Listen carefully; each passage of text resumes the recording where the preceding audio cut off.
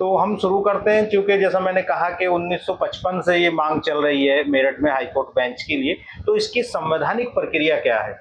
देखिए, high court bench की स्थापना और हाई कोर्ट बेंच से संबंधित कॉन्स्टिट्यूशंस जो होते हैं कैसे कॉन्स्टिट्यूट की जाए, ये लिस्ट 1 ऑफ शेड्यूल 7 जो है, जिसे यूनियन लिस्ट कहा जाता है, ये उसका मैटर है। और कॉन्स्टिट्यूशन की द्वारा 200 आर्टिकल 246 ये बताता है कि पार्लियामेंट इसके लिए कानून बनाने के लिए सक्षम है जी। तो हाई कोर्ट बेंच की स्थापना जो है, या हाई कोर्ट की स्थापना, वो पार्लियामेंट का विषय वस्तु है।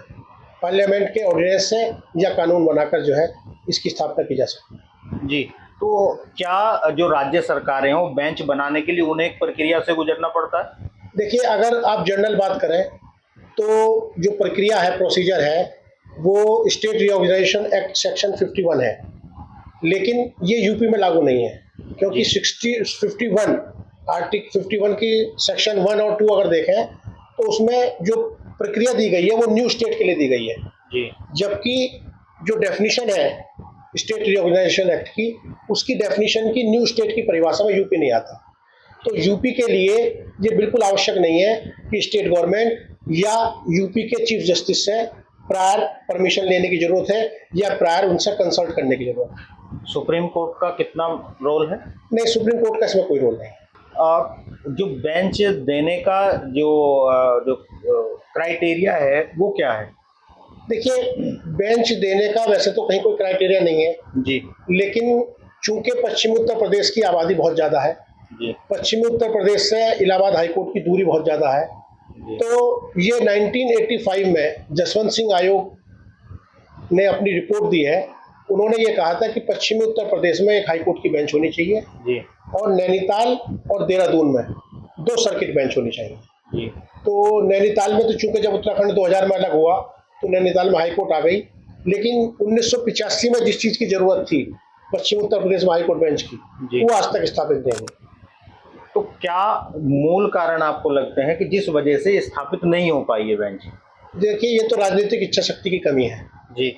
और ख़ास तौर से जो पश्चिमी उत्तर प्रदेश के राजनीतिज्ञ हैं, ये उनकी मैं कमजोरी मानता हूँ कि वो अपने क्षेत्र में एक जायज़ मांग, जो मांग नहीं एक आवश्यकता है, उसके होते हुए भी वो पश्चिम उत्तर प्रदेश में बेंच की स्थापित नहीं करा पाए।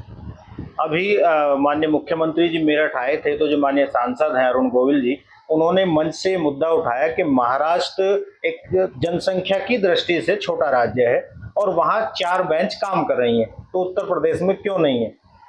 देखिए, मैं आपको ये बता दूं कि पार्लियामेंट में समय समय पर मेरठ के, बागपत के और विभिन्न सांसदों ने ये आवाज़ उठाई है। अरुण गोविल जी ने बहुत जोर शोर से और बहुत दृढ़तापूर्वक ये आवाज़ उठाई है, लेकिन उसके बावजूद भी अभी तक बेंच की स्थापना नहीं हुई।